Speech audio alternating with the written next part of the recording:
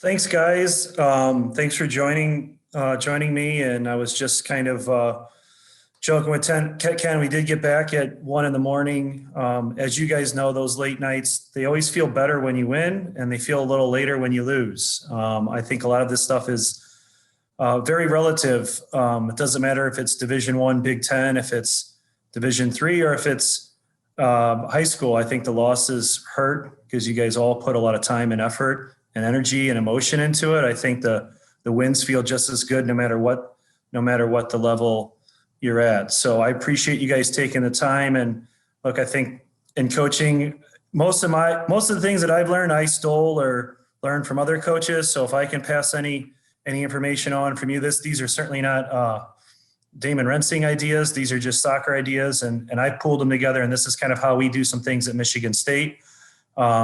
And that's the beauty of it, is to see how different things work and what works for you. And so hopefully you can take some of these things, and we'll talk a little bit about trying to build out of the back and getting our wingbacks involved, and what we do at Michigan State and why. And you guys might be able to take some of these things and apply them to your team, and maybe not on others. One of the cool things, it hit me yesterday, and I was thinking about doing this clinic as we go to play at Maryland, and as they do the team announcements, it was pretty cool.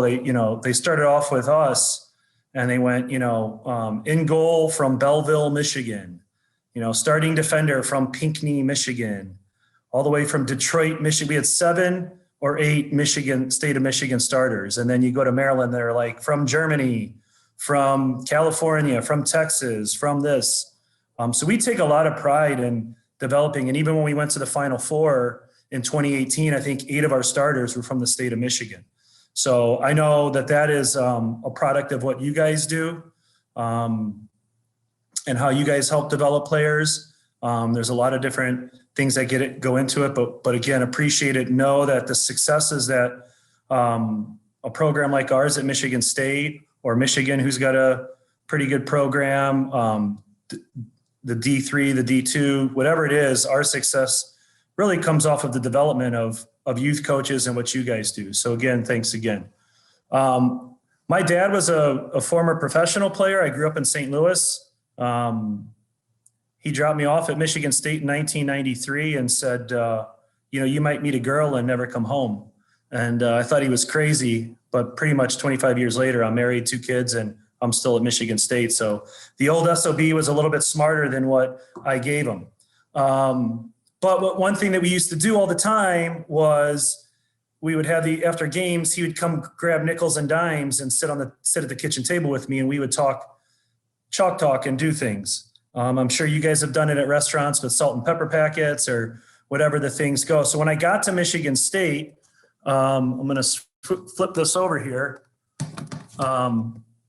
This is our table in the office, and I'm not the most, but we had this made for our coaching staff. And actually, these things are just the cushions that you buy at the bottom of a bar for your stools or chairs in the kitchen, the padding. So we got like 20 of those for $2 total. We put some stickers, and just kind of our coaches, we get here and we do our talks and tactical sessions in our office to kind of. So this is what I thought I'd use to kind of start to walk you guys through some stuff, and hopefully everybody can see the screen all right. And also, if there's questions as you go along with this, I can kind of move some things around and we can go from there. So feel free to ask Ken some questions. One of the things that I've said with my team that I think, I did kind of make this up. I don't know if anybody else has said this. So I think everybody talks about being creative. And what I've told the players is structure plus discipline equals creativity. Okay. And what I mean by that is, I think some of these young players who watch Barcelona and they see the Cristiano Ronaldo's for Juventus or MLS players, they see the cool stuff, the dribbling, and they think that's creative. And I don't know, for me, the creativity is when you really start to get all the players on the team combined. When you do give and goes, third party plays, and we'll show a little bit in the game. But in order to do that, that's you have to have structure. you have to have position discipline in order to be creative. If everybody's out there just wanting to do their own thing, that might be some individual creativity, but there's no team creativity, in my opinion. So you have to create a somewhat of a structure and a starting point. And certainly to get wingbacks in the attack, that's important because it's not just about a wingback running up the line. It's also about what's the wide player on his side doing? What's the center mids? How are the center backs? What are the forwards doing? Okay. So we'll kind of, we'll start to do that and talk about it. I'm going to talk a little bit about two systems, a 4-4-2 playing out of it, and then also a 4-3-3. And there's a little bit differences with that. Okay. And also part of it when you're trying to get your wingbacks involved is what system is the other team playing? And that can change. And sometimes in college soccer, we have a little more access to film and we can scout. So we know when we played Maryland, they're going to play a 4-4-2. So we could prepare guys a little bit before. But I think probably you guys can also, you know certain teams that play a certain way, right? You know what De La Salle's going to do, what Livonia Stevenson's going to do, what Forest Hills Northern's going to do in general. So you might be able to use that a little bit to prepare. Maybe not as much video, but probably even in these days, you guys actually have some video that you can see. You just don't have the manpower to watch it all the time and to break it all down. You guys would be going all day. But anyway, so I'm going to just talk a little bit about this. The green is the team that's building out of the back. And we're going to start in a 4-4-2, and we're going to be playing against a team that's in a 4-4-2. Okay. All right. So we've got our two center backs. These are our two center backs. And what I always like to do here when you're playing against a 4-4-2 is I like to flatten my wing backs out, and I'll show you why. Okay. Because at the end of the day, this is what I tell my players, for all these guys that love, I love to connect 20 passes and break teams down. Like I said, like Barcelona, but at sometimes we're not, I have to convince my players that, we don't have a Messi on the team. We're not as good as some of these teams, right? Individually. So I always tell my guys, I go, what's the goal of soccer? And they go, score goals. I say, okay, sure. Of course. That's our goal. So how do we do that? What's the easiest way? And my answer is you have to get behind defenses, right? That's ultimately what you have to do. So you have to move the defense in order to get behind them. Now, sometimes if a team's going to sit in, it might take 15, 20 passes, you might have to move the ball around and try to pull them apart.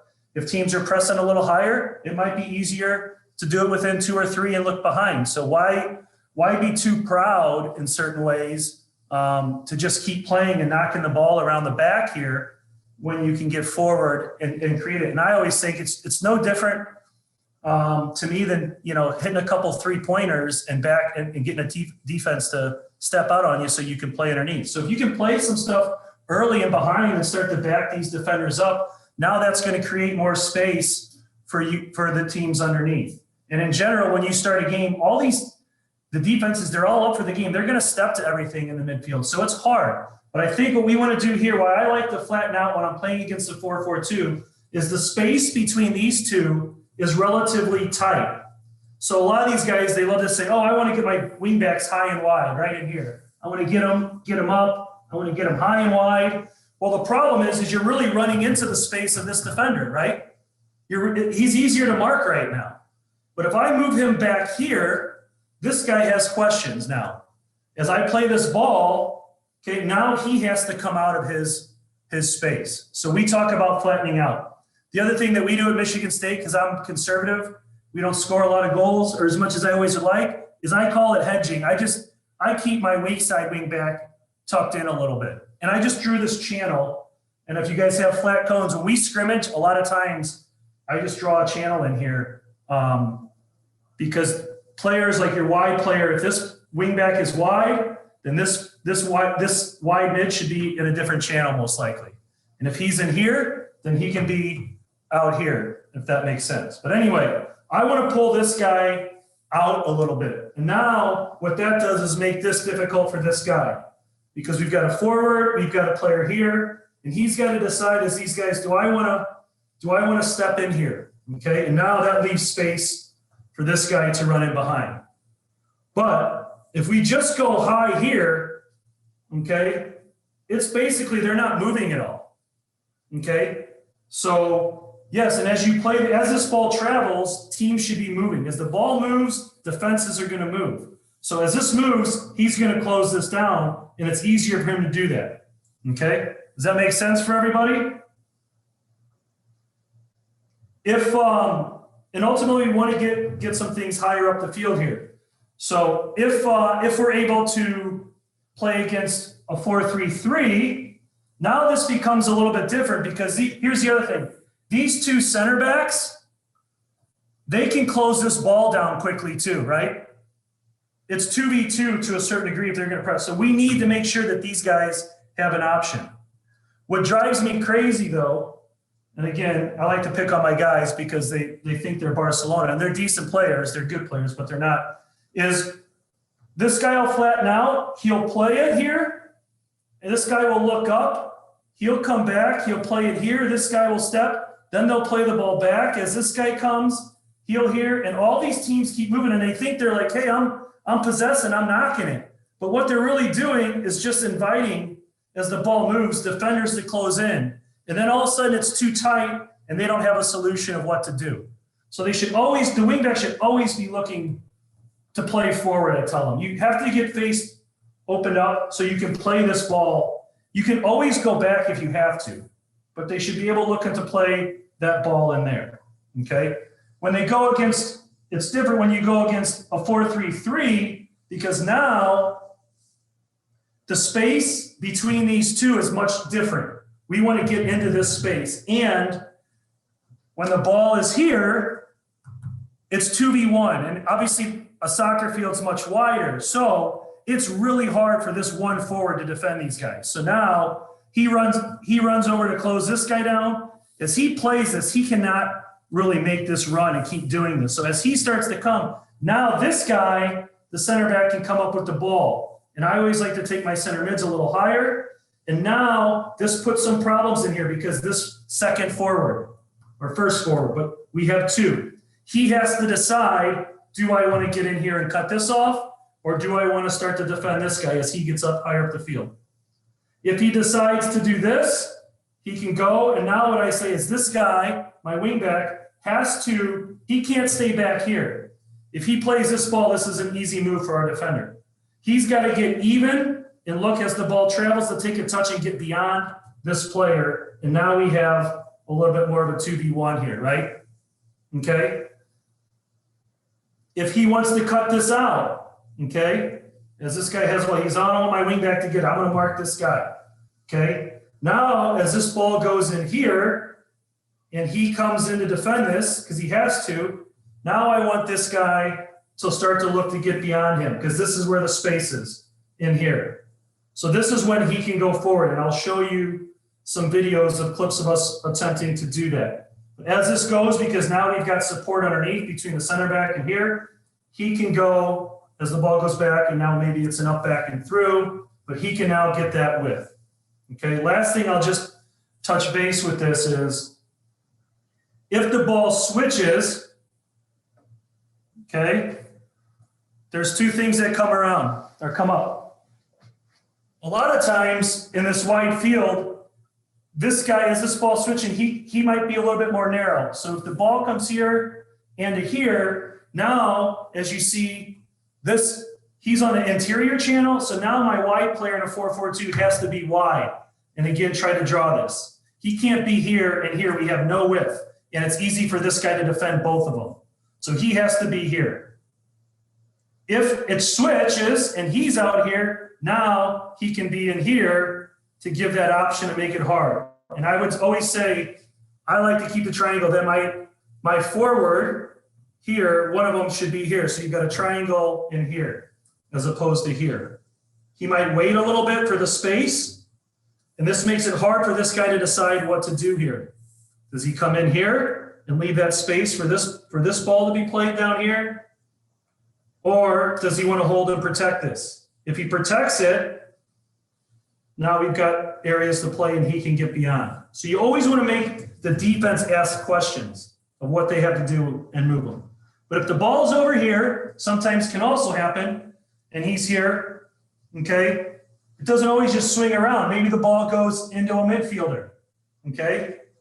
Maybe he comes back here, and now if this interior player, as this ball starts to come here, now I want him again to get beyond this guy, okay? He can now start to get in this area, okay? And he can really start to be, because they're gonna have to collapse on here, whether it's this guy or whether it's this guy. And if he just stays back here, now it's easy to defend. Yes, we did all this work. We got past the two forwards.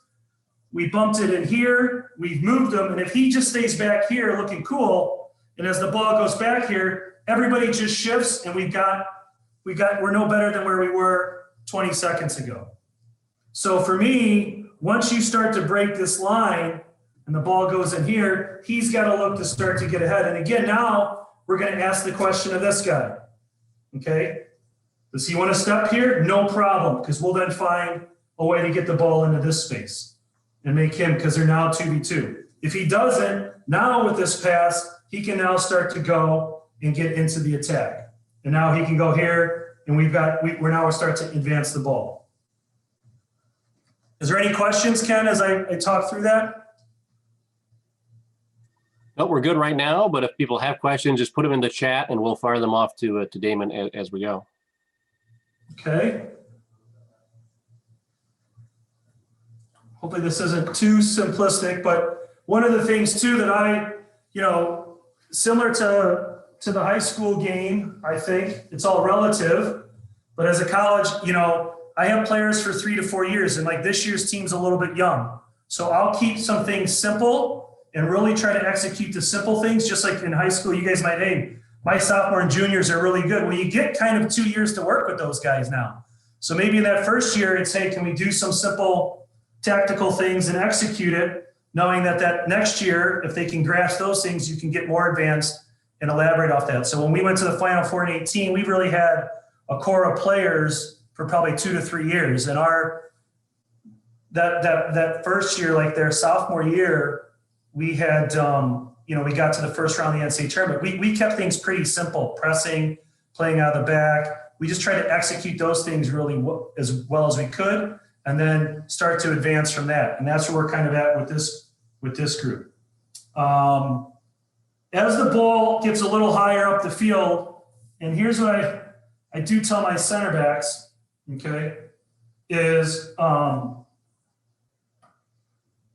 it's really hard to play in behind when you're this deep, because teams are organized, and even though there's a lot of space, to be able to drive that ball in behind is difficult, because I think the defenses are a little bit ready for it. They've got good shape. But when you're in here, this is where it gets tricky for them, because if they drop too deep here, this back line, they're given way too much space for us to play in the midfield here. Now there's a lot of space to play. These 2 to 3 midfielders can't cover 40 yards. So they have to still keep this high, okay? But they're a little tricky because they don't want to necessarily step. So you've got them in a good spot here, right here when you get into this area of the field, in my opinion. Get this stuff ready for you, okay? And one of the other things that can be done now here is you get a little higher up, because you have your good spacing here, and this guy's in a decent spot. If this wide player wants to come in and defenses tend to shift to that strong side, this can be a time where he can go and you can play this diagonal beyond, okay? If you play it here, and I'll show you one of the clips there, to here, that's great, but again, they're gonna shift by the time he gets here. But if you're able to get to here, because they're so worried about these interior players, he can play this ball once in a while.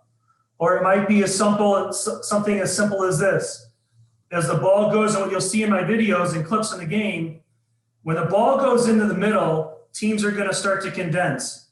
And that's where now this guy can really start to get, so it might be as simple as just the ball in here, dropped, and now he plays, and we're looking to get beyond. So how often do you give your outside backs license to make that run? Is it on their own, or is it something set you've done on when it's here, then you're here? Yeah, we want them to get on the strong side. I want them to get forward. Okay, so they have freedom, and a lot of it just depends on where that interior player is. If it's there, if he's here and they're condensed, then we want it's your responsibility to get into this space because you have to provide width for us. Okay, we don't usually just throw both of these guys this high like this because you'll see in one of the clips, if you do lose it, now you're in trouble, you're exposed. But on the strong side, we want them to get forward. If this guy is out here, now he's more of a support player because we're getting our width from our wide player in this 4-4-2. Okay, so now he can play here, and now he becomes more of a support player.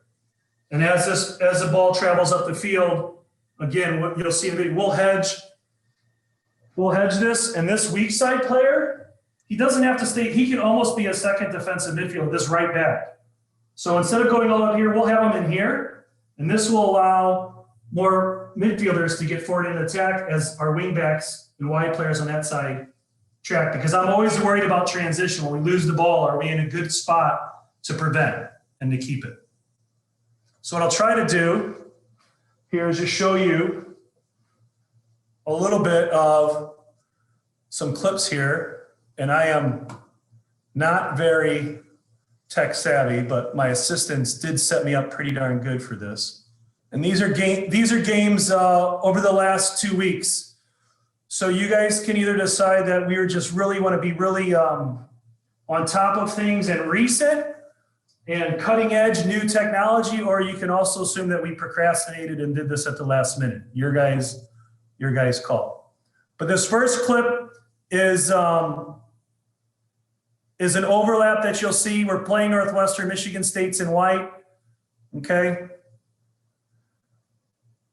Will Perkins from Detroit here, number 22, is our right back. So we go in. We hold it. See how the defense now is all eyes are there. Look at the center mid. Look where the space is. That's Farai Mutatu from Hazlitt that drops off. Okay, good. Now here's the other thing. Right now, these two guys are in somewhat of the same channel, but watch Louis Sala from Bloomfield. He's going to come in here. Okay, and this is important. Now look, he's faced forward, and his first touch is interior. So he's creating the space for this guy to get. As he sees this, he's going. And look at my weak side wing back. So even if we lose the ball and he's up here, he goes from a wing back to a forward. We are in good transitional shape here. He takes the touch forward. He continues his run. Now our forward pops in, and then boom, he's in. Okay. This is probably why we're 2 and 5, because he hit the ball out of bounds. But you can see where that's a really good play to get that going. Okay. So this is where we flatten out. See how flat he is? Now watch what this guy has to do. We're sucking this wide player out. Northwestern's in a 4-4-2. This is what drives me crazy. Bad pass. Play to the front side of your center back. Now we've got to play the ball back to the goalie. However, now that we've sucked him out, goalkeeper plays the ball, and he sees the space, and there's a lot of different ways you can do this. Will does it. Hey, run with it. Take that space. Go. He gains territory, and now we've got our 2 forwards in here, and he's going to play the ball in there where we can turn. And look, he's going to keep going. And then we get a weak side run from our player. And again, probably why I haven't scored that many goals, but a good run and a good play. And if you do that over time, that'll happen. This is where I think Will gets caught too high on the weak side, and I'll explain why. And I'll show you a different clip later why not. Okay, so we win the ball. Good little combination there. So again, let's just go back 10 seconds. Sorry. Where we get our wing back, draws them out. We go a little in, and now our forward has created that space in behind, right? Now, as he steps on this, look at Will going. He's already going, but this guy has no idea if he's going to cross the ball or not. And Will doesn't know. So why make this run? I think he should stay and read the play, but he keeps going and going. Look, we're still not ready to play a ball. He's all the way up here, right? look where he is. And now look at this huge gap. And now I got my other wing back relatively high, right? And if you can say, well, we're only 2v1 at the back, this should be fine. The problem is in a 4-4-2, with these two guys, they're high and they should be. They're in a good supporting role. It might be a little different in a 4-3-3 because you have a third midfielder, so he might be a little bit deeper. But in this 4-4-2, for me, he's too high. And now look what happens. He's going to have to sprint. And if you do that, how many times in a game, they're going to get too tired. If he's in here, this guy doesn't even try to make this pass. If he's just balanced right in here and he's ready to step and keep it here. But instead, he jumps the gun. He's so high. And now there's the space in behind. Thank God he was offside. Our backs held a pretty good line. And we're good there.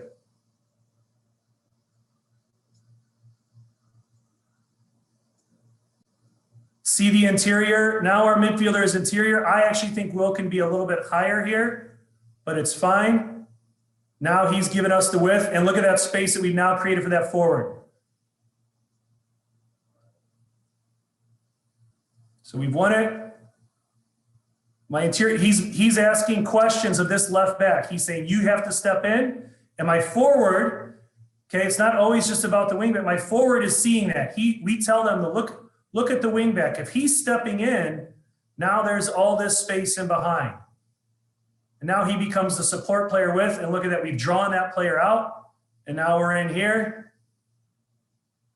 And yes, we are playing outdoor soccer in mid-March in DeMartin on a grass field. Okay, I've never heard of this other college. I think they're called Indiana University. Apparently they've been all right. Okay, but anyway,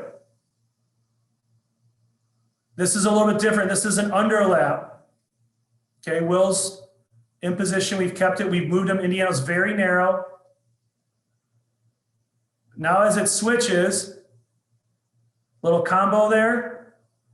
And now we've created that space for him. And I think he could have, again, gotten a little bit wider. But either way, that little combination in here has got Indiana's all their eyes on this middle. And that allows Will to start to get wide here. But look, now, because we're in different channels, Luis Sala recognizes Will's interior. I got to give us width. So now he plays it here, and now my wingback gets forward through an underlap, as we call it, with this run. And what's really good about this is Will doesn't get the ball, but watch the Indiana player here. He follows him. What does that do? That leaves the space for a jack back from DeWitt to come underneath and help us switch the point of attack. If Will just stays here,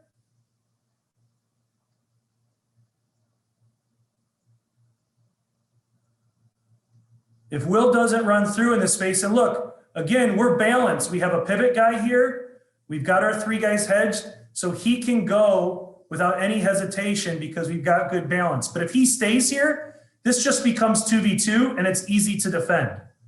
We'll take 2v2. That's fine. But instead he runs, he draws that player out. And again, now they have to step and we're moving players. And now he can get forward a little bit higher up.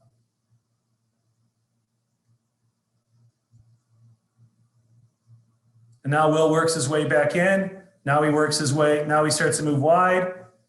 Again, he's in, look at that run that he makes. So even though he doesn't get it,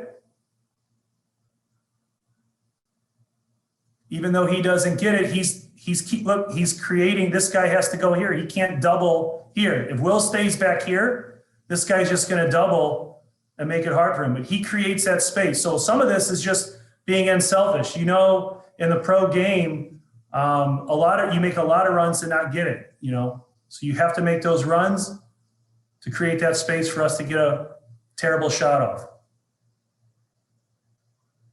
I'm just going to kind of skip this one.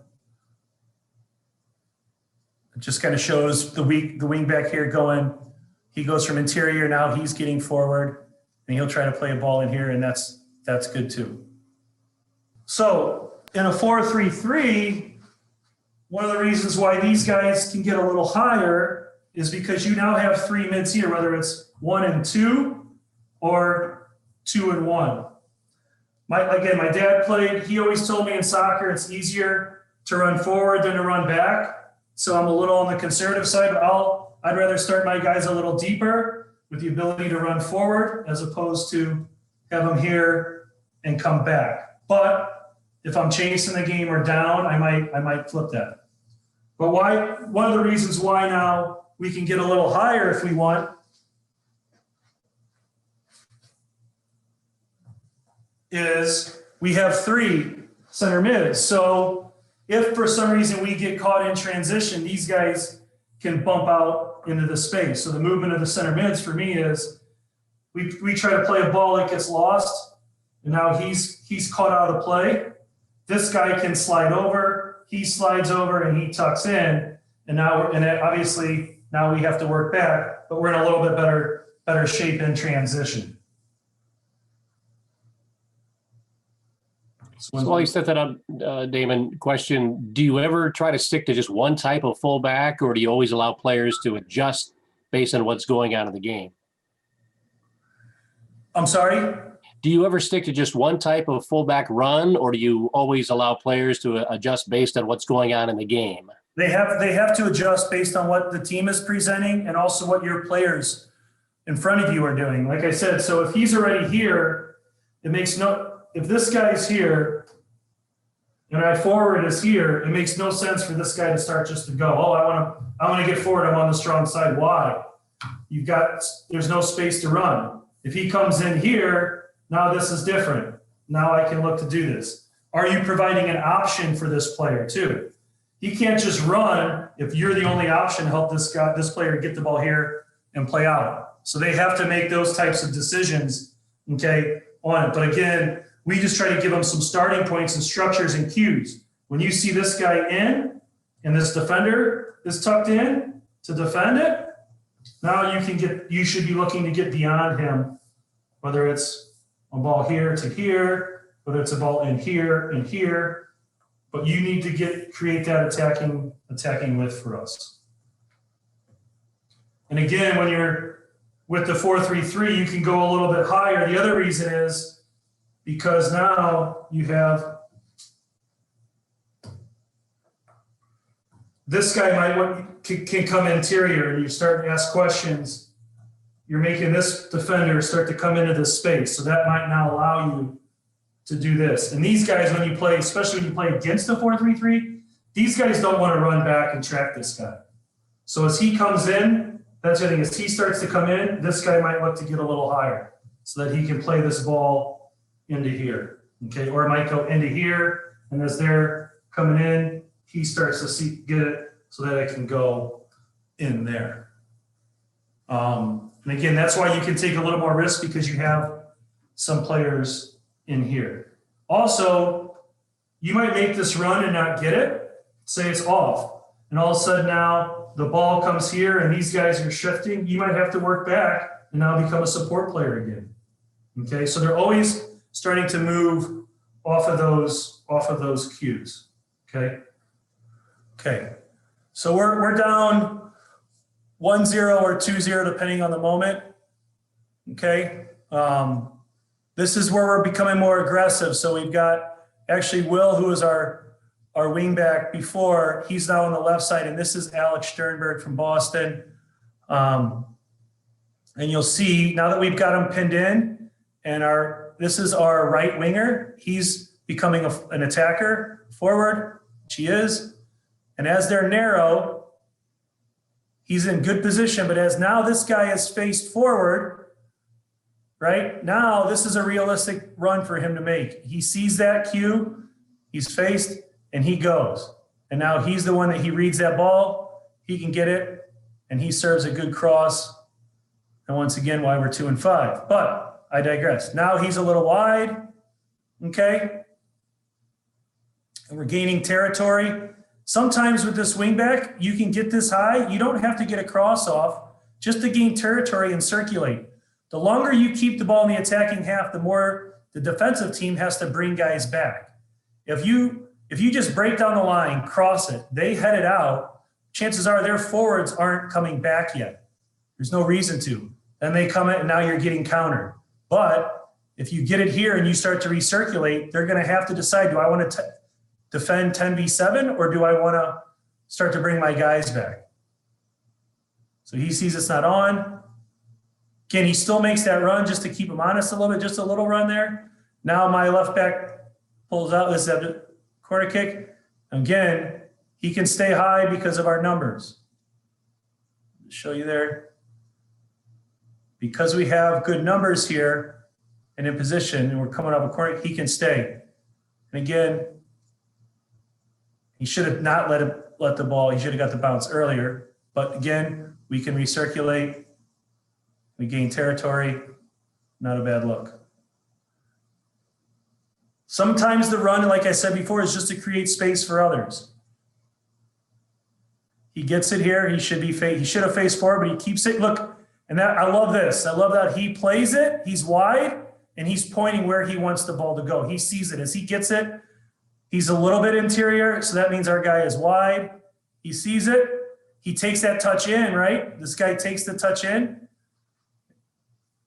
So that creates the space. Alex sees it, and he goes. And with that run, see what he did? Watch this guy. I'll go back. He's gonna drop off of him. If he stays back here, this guy is gonna step hard on him. But watch that Maryland defender when Alex overlaps him, and see the space it creates for, I believe that's Louis Sala right here. Watch this. Well, I got to drop off. I'm worried about that runner. Now he's faced forward. And again, not the best execution. We're going to work on some final third stuff, I think. Good spacing here. He's high because they're pinned in, but he could be a little here if he wanted to. He could get into this space to make this guy move. That's what I was talking about. They're in a 4-4-2. So by him staying this high, watch how easy it is for him to close the space down on this. See that? And now we're 2v2. It's not terrible, but if he's here, now this guy has to step out here, and we've created more space. Remember, the goal is to get behind, and you'll see what happens on the other side. He comes with an interior, and that could be the other thing. We had the whip, but now look at Will here. He's dropped off a little deeper here. When I say flat, you should never be square. You should be a little bit in front, but just not so high up in here. Watch the amount of traveling that this guy has to do. Look, he doesn't want to come out of that block, okay? Now he's got to do it a little bit. We try to play underneath, didn't quite work out. But that makes them move a little bit. This is a good time, if I remember correctly, this is a good time weak side run again from Alex, because he's just, okay, let me do it again.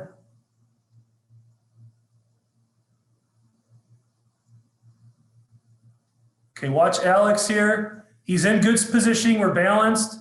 He starts to see, he starts to jog. Now, boom. As soon as this guy's face forward, now it looks like, hey, this is realistic. I could get this ball. He makes this hard run.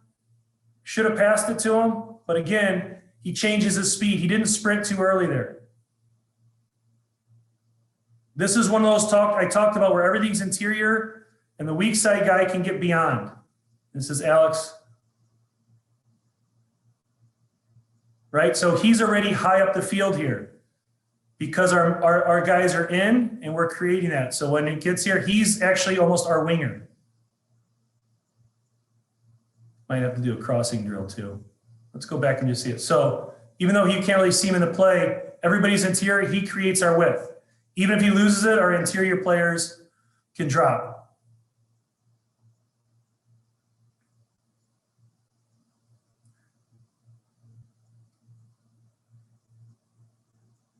This is a pretty good later riding. You're going to see he's back here. He's given us balance. So there is time. Now that he's faced forward, now that Will sees the space, boom, he sprints. And here he comes into the play, and we're in good shape.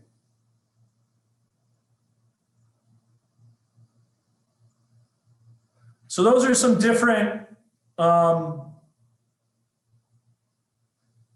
ways that we can work on that, getting the wing backs into play, and hopefully that gives you guys a little bit of some starting points and just general shape ideas that we can go.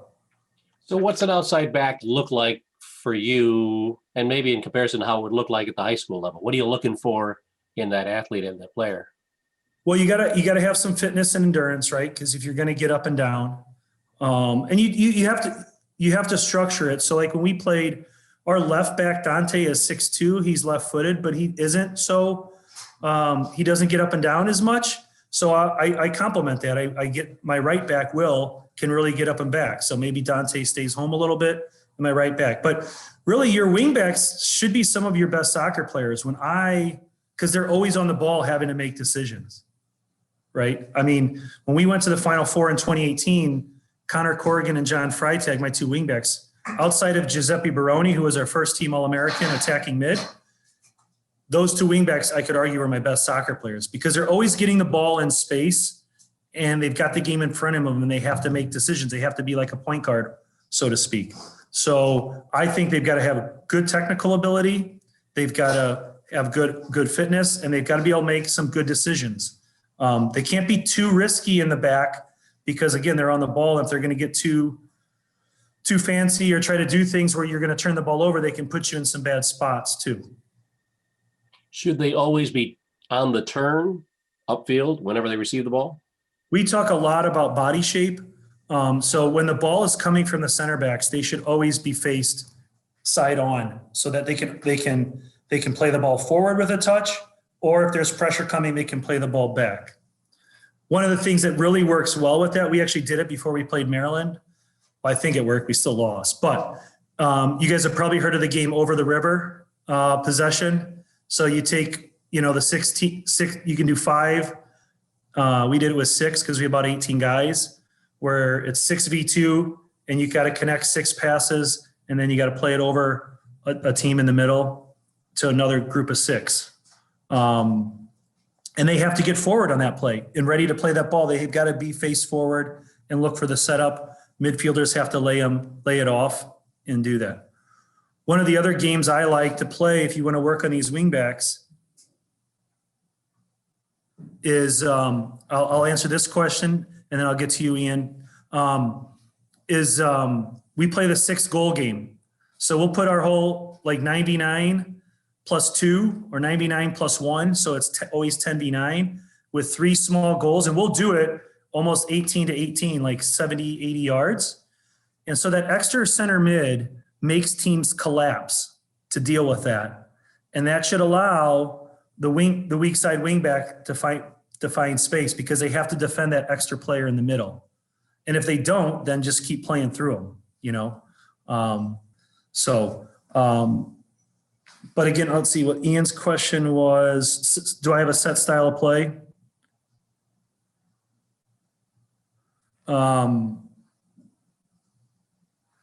I like to play 4 in the back. That's my main thing. I think I play more of a style than a system, and certainly certain systems, but that certain systems can help play a better style. Like we like to keep the ball, we like to possess. So I like a 4-3-3, but right now I don't have a number 9, the center forward, who can really hold the ball and draw enough attention. So we have to play with 2 forwards. So that changes us to a 4-4-2. I think you always have to find a way to get 3 players in the midfield. So if you're going to play a 4-4-2, it's either a forward that has to drop in or a weak side mid that has to come in so that when the ball loses, you want numbers in the middle of the park to both defend and to play out. Okay. Kevin, do you have a favorite runs from your 3 front players to create space for the back players to get forward? I think mostly is the strong side, weak side player. Let me do this then. You guys don't need to see my fat, bald head.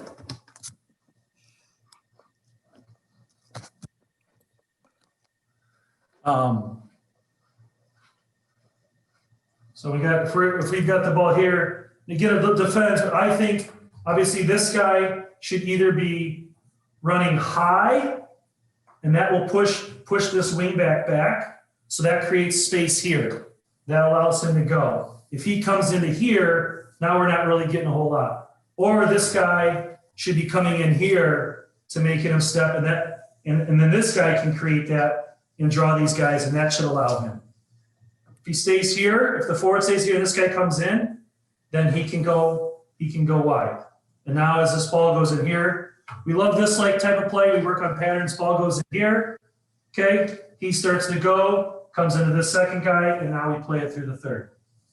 So I think those types of runs, either forward to push the defense back to give these guys the space, or an interior run, okay, so that, again, he's creating space and making this wingback step in to go.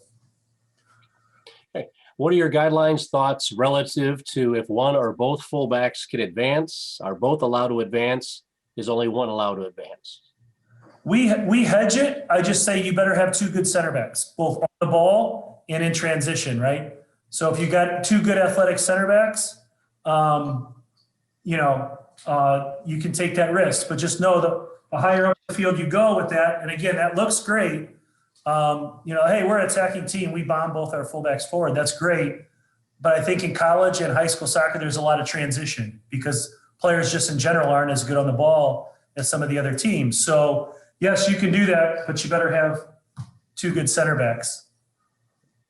One funny story is my colleague Tim Lenahan at Northwestern knows he knows the second coach for Real Madrid, their B team coach, and they went over and watched them play, and they got to have a half-hour session with them to ask questions.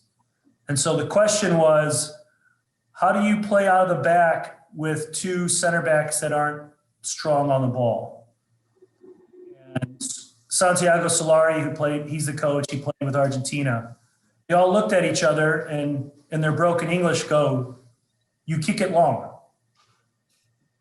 So he was like, great, I spent $5,000 to figure out that, but it's reality. If you don't have guys that can play out of the back, then don't play, right? I mean, don't fit a square peg into a round hole. So yes, you can get them forward, and there's a lot of things that can go well with that because it creates a lot of problems in here. If you get these two guys high, that's great.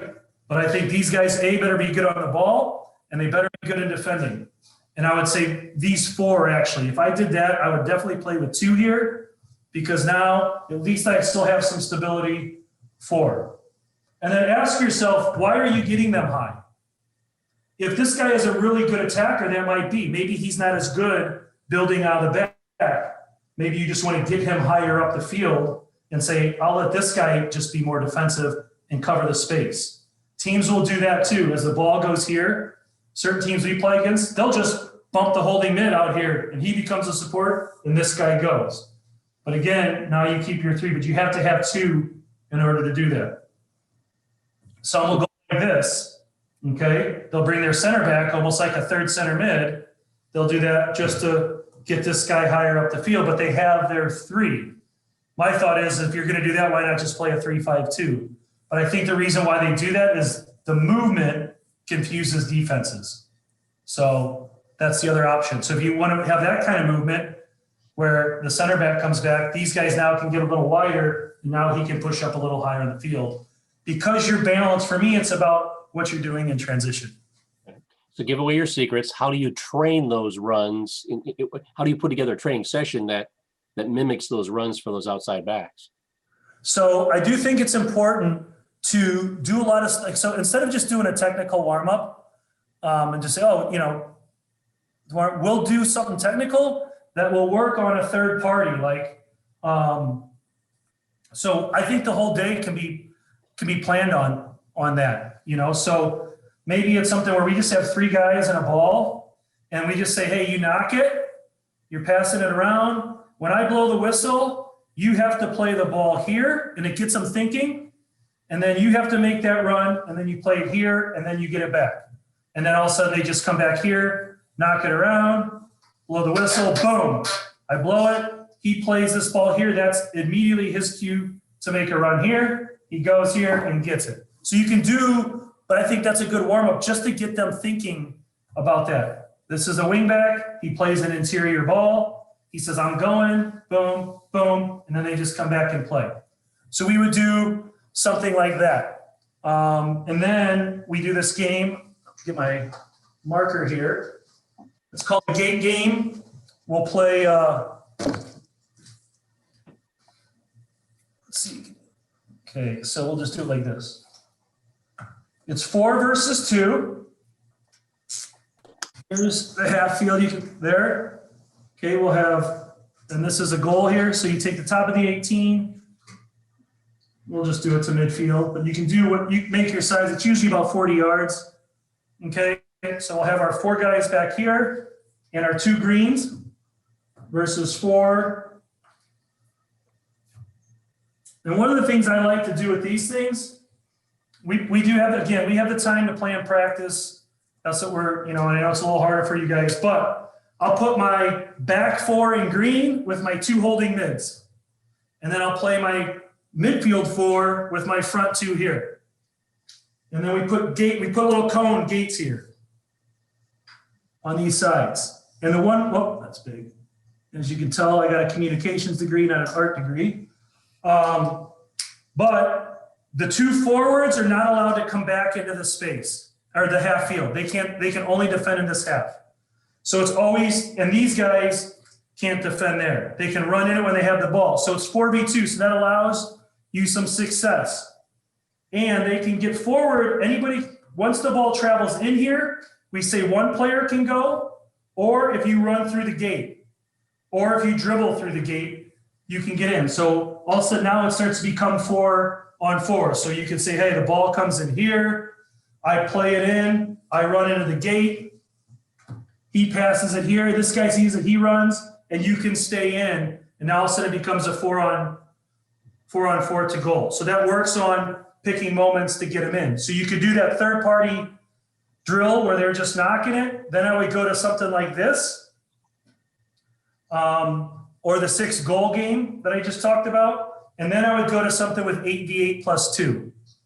Okay, and 8v8 plus 2, when they say the plus 2, people always want to just put central guys, and that's good. But you can do it with your wingbacks, or a wide mid. You can put them in the channels and say, these are the plus 2 guys.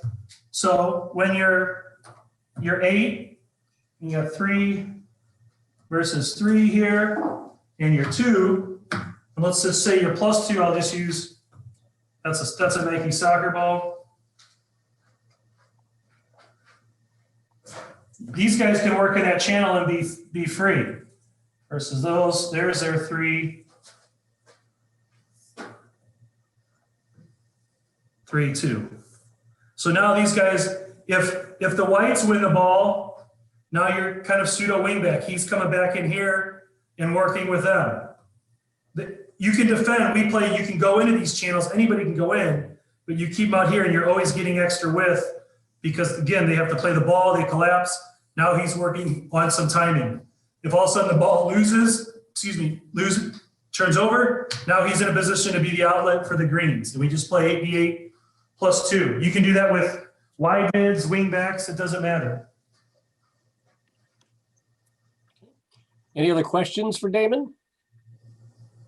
Yeah, I just have one, and it's about your table again. Sorry to not ask about outside backs. How did you make it? Did you have a company do it before you put the pieces on, or where's the green surface? Yeah, we did have a company do a dry erase. Okay. So I think you could do it with white tape. I mean, if you could bare bones it and just take some white masking tape or whatever, that's tape and just draw it out and then just use it. But we get a ton. My staff does it. You can bring an individual player or a back 4 in and talk about it, and sit down with them and go over that. So do you try to use your more technical players in the fullback positions? Yeah, I think they should be some of your more technical, like anything else. And you guys know each standard for the position relative to high school or college or professional. But as long as they can, you have to be quick and a little bit tenacious. So you can't just put, a really technical player who's slow and not aggressive. But yeah, I do like some of my technical players who can make good decisions as long as they don't have to be what's great. They don't have to be the biggest. They don't even have to be the fastest. You just have some good first quick steps, technical, but they do have to have a little bite. They got to want to be able to defend. They are still defenders. I try to remind my guys that too when they get there. But I think they should be some of your more technical players. One of the things I've told my college guys, it's kind of funny. Sometimes you just have to really spell it out. I said, guys, who's more technical, our goalie or our center back with the ball at their feet? Center backs. Well, then why do we always keep playing back to the goalie? Right? Wouldn't we want to have our center backs on the ball more than our goalie? Who's more technical? Who's better on the ball? Or, I mean, just be honest with them. In general, are your backs or your center backs better on the ball? Wing backs. Then why do we want to keep wing backs? When you have the ball, take the responsibility. Why would you want to keep playing back to your center backs if, as a group, we think the wing backs are better?